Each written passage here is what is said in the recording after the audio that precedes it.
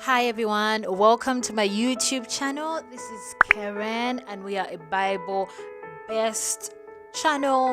So today we start our Bible study series and we are starting with the book of Psalms. So I hope all your materials are ready. I have my highlighters, I have my pens which I always use.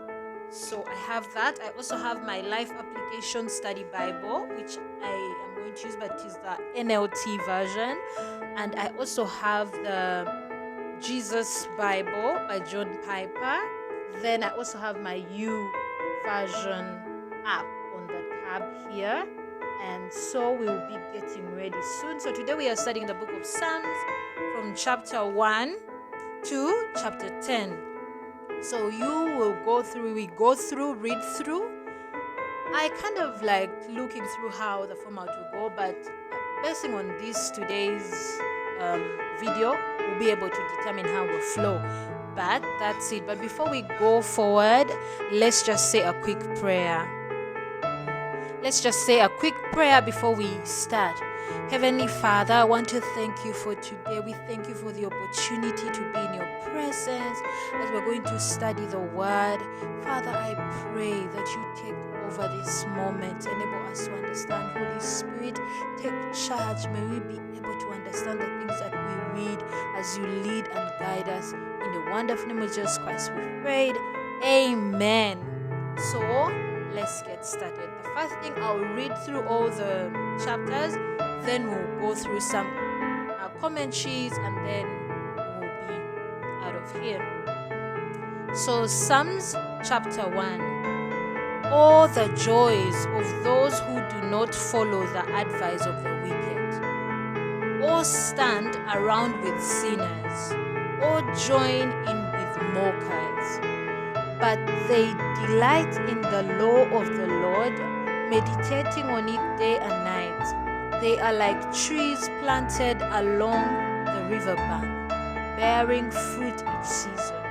Their leaves never wither, and they prosper in all they do. But not the wicked. They are like worthless chaff scattered by the wind. They will be condemned at the time of judgment. Sinners will have no place among the godly, for the Lord watches over the path of the godly, but the path of the wicked leads to destruction. Chapter 2. Why are the nations so angry? Why do they waste their time with future plans? The kings of the earth prepare for battle. The rulers plot together against the Lord and against the anointed one.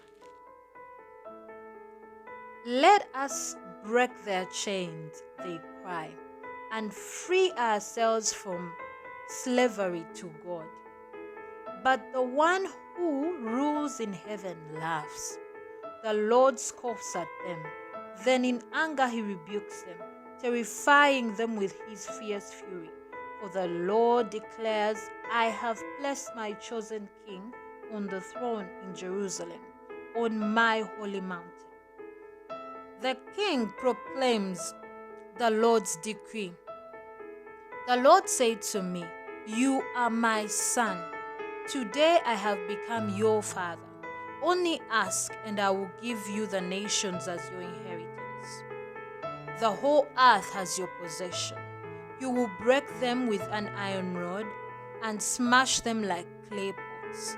Now then, you kings, act wisely. Be warned, you rulers of the earth. Serve the Lord with reverent fear and rejoice with trembling. Submit to God, God's royal Son, or he will become angry and you will be destroyed in the midst of all your activities. For his anger flares up in an instant, but what joy for all who take refuge in him. Chapter 3. O Lord, I have so many enemies. So many are against me. So many are saying, God will never rescue him. But you, O Lord, are a shield around me. You are my glory, the one who holds my head high. I cry out to the Lord, and he answered me from his holy height. I lay down and slept, yet I woke up in safety, for the Lord was watching over me. I am not afraid of 10,000 enemies who surround me on every side. Arise, O Lord. Rescue me, O my God. Slap all my enemies in the face. Shatter the teeth of the wicked. Victory comes from you, O Lord. May you bless your people. Chapter 4. Answer me when I call to you, O God, who declares me innocent. Free me from my troubles. Have mercy on me and hear my prayers. How long will you people ruin my reputation? How long will you make groundless accusations? How long will you continue your lies? You can be sure of this. The Lord set apart the godly for himself. The Lord will answer when I call to him. Don't sin by letting anger control you. Think about it overnight and remain silent. Offer sacrifices in the right spirit and trust the Lord. Many people say, "Who will show us better times?" Let your face smile on us, Lord.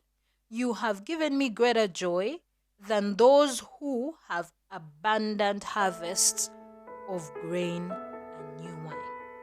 In peace I will lie down and sleep, for you alone, O Lord, will keep me safe. Chapter 5. O Lord, hear me as I pray. Pay attention to my groaning. Listen to my cry for help, my King and my God. For I pray to no one but you. Listen to my voice in the morning, Lord. Each morning I bring my requests to you and wait expectantly. O God, you take no pleasure in wickedness. You cannot tolerate the sins of the wicked. Therefore, the proud may not stand in your presence. For you hate all who do evil. You will destroy those who tell lies. The Lord detests murderers and deceivers. Because of your unfailing love, I can enter your house. I will worship at your temple with deepest awe. Lead me in the right path, O Lord. All my enemies will conquer me. Make your way plain for me to follow. My enemies cannot speak a truthful word. Their deepest desire is to destroy others. Their talk is foul, like the stench from an open grave. Their tongues are filled with flattery. O God, declare them guilty. Let them be caught in their own traps. Drive them away because of their many sins, for they have rebelled against you. But let all who take refuge in you rejoice. Let them sing joyful praises forever. Spread your protection over them, that all who love your name may be filled with joy. For you bless the godly, O Lord. You surround them with your shield.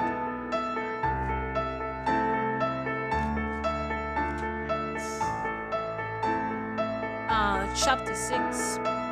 O Lord, don't rebuke me in your anger or discipline me in your rage. Have compassion on me, O Lord, for I am weak. Heal me, Lord, for my bones are in agony. I am sick at heart. How long, O Lord, until you rescue me? Return, O Lord, and rescue me. Save me because of your unfailing love. For the dead do not remember you. Who can praise you from the grave? I am worn out from sobbing. All night I flood my bed with weeping, drenching it with tears. My vision is blood, my grief by grief. My eyes are worn out because of all my enemies. Go away, all you who do evil, for the Lord has heard my weeping. The Lord has heard my plea. The Lord will answer my prayer.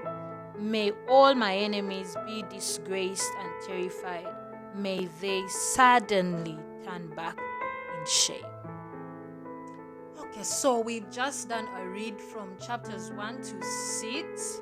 So now we're going to go through commentaries together. So I'm using the Jesus Bible by John Piper. I'm going to be reading through his commentaries. And maybe I'll link that also while we're reading on explaining on each of the chapters and what that is. Psalms 1. It serves as a significant foundation for the entire book and encourages its readers to live a life that finds its pleasure solely in God. Yeah. Here it becomes clear that there are two parts. There are two ways. Yeah. Two parts, or rather two types of people. The wicked and the righteous. So we know that. This short, I don't know what the word is. It is dichotomy, is found throughout the wisdom literature of the Bible, the wicked and the righteous.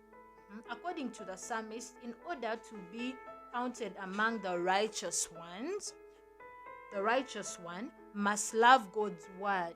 So what are we learning? That in Psalms 1, the righteous ones love the word of God and meditate upon it day and night. And that has been illustrated. So we see two ways, the righteous and the wicked.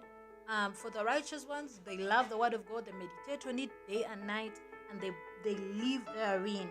And then we'll just be brief on these commentaries, just so that the video does not go very far. So then Psalms 2, according to John Piper, he says that Psalms 2 was likely used in the coronation ceremonies of Israel's kings, in which the Davidic ruler was declared to be God's son through God's invitation to adopt him as such. So we can have like further studies in 2 Samuel 7, 12 to 16. Other songs that served as coronation anthems can be found in Psalms 18, 20, 47, and that etc. So we see in this psalm, it's mainly talking about God's address to his son. So we see it talks about the king's adoption, means that he now looked to God as his father. He looked to God as his father, and it signified an intimate familial relationship that David carried with God. So we also see Jesus being illustrated here, that we are being made sons of God. When we receive the Lordship of Jesus Christ, we become sons of God. So that is for Psalms 2, but you can do further studies, go through your commentaries as well. I won't go through each and everything, but let's go now to Psalms. That was Psalms 2. Psalms 3, finding justice in the midst of injustice. So we see as we're going through Psalms, the Psalm of David, in the NIV, it says, Psalms of David, when he fled from his son Absalom. At that time, if you know the story, there was a time in David's life as a king, Absalom was taking over the kingdom. So he fled. So we see here, he says, Lord, how many are my foes? So he's crying out to God. Yeah. So we see here on the commentaries in this Bible, it says that the superscription of Psalms 3 establishes the context for David's words, a context of this desperation. David's own son had stolen his kingdom and now sought to kill him, while most readers probably cannot relate to the exact circumstances described. They can recall events in their own lives when people have wounded them deeply. They can identify David's request for divine justice, although David's words may appear harsh since he compared his enemies, wild animals. So this is a psalm actually. If you are going through situations, you're going through hard times, it's one of the examples that David, whenever he went through a hard time, he went to God. So you can do the same. So that is for chapters 3. Let's go to chapter 4. Chapter 4 here, it's more talking about an evening prayer of trust, or a tremble and do not sin. So we see chapters 4 says that David described circumstances here that warrant feelings of trembling or anger. He had been personally injured because of wicked people who had actively sought to hear and tell lies. His uh, against is thus a natural understandable. His anger is thus a natural understandable. It's really understandable and even commendable response to malice and slander. Jesus himself expressed appropriate anger when he made a whip and cleared out the temple courts in order to protect the true purpose of the Father. So in this Psalm 4, in Psalms chapter 4, we see that David is calling out to God. He says, "Answer me when I call to you, my righteous God. Give me relief." So you could be going through situations. Psalms 4 is the best. It shows us too that you're not the first to actually go through situations. But when you go through them, what do? David shows us, he calls out to God. He says, "God, answer me. Answer me." Yeah. He says, "Answer me when." That's it for chapters 4. Let's summarize chapters 5 and 6 together. So, chapters 5 and 6, 5 is a prayer for guidance. We see that David is asking for guidance and direction in his life. He said, "Listen to my words, Lord. Consider my lament. Hear my cry for help. My King and my God, for to you I pray." How many of us ask God for guidance, or we just go about everything we do with our own decisions or what we think is right? So here David is encouraging us that we should seek out for guidance from the Father. And then 6, he says, it's a lament and the judgments that bring hope. David laments in Psalm 6, expresses extreme discomfort, concerns about his circumstances. Through the exact nature of David's situations is unclear, though David nevertheless called out to God, pleading for mercy and deliverance from both his pain and his enemies. So how many of us, when going through situations and challenging moments, really call out to God to help us? So I think David has 1 or 2 or 3 things or 4 or 5 things to teach us here, that when in pain, when in trouble, when in situations that are so hard, can we call unto God? I think we have come to the end of this video. I hope you have been blessed. Let's quickly say a short prayer. Father in heaven, I want to thank you for today. Thank you for the book of Psalms that we have started to study. We pray that you see us through, you guide us, you direct us. I pray for everyone tuning in that wants to